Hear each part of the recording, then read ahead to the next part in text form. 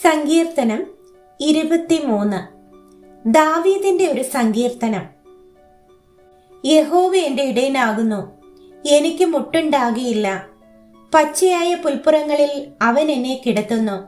സ്വസ്ഥതയുള്ള വെള്ളത്തിനരികത്തേക്ക് എന്നെ നടത്തുന്നു. എന്റെ പ്രാണനെ അവൻ തണുപ്പിക്കുന്നു. തിരുനാമ നിമിത്തം എന്നെ നീതിപാതകളിൽ നടത്തുന്നു.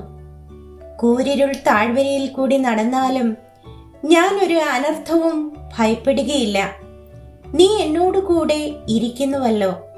നിന്റെ വടിയും കോലും എന്നെ ആശ്വസിപ്പിക്കുന്നു.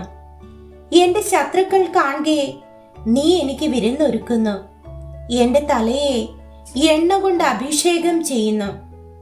എന്റെ പാനപാത്രവും നിറഞ്ഞു കവിയുന്നു.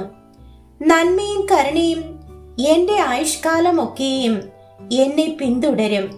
ഞാൻ യഹോവയുടെ ആലയത്തിൽ ദീർഘകാലം വസിക്കും.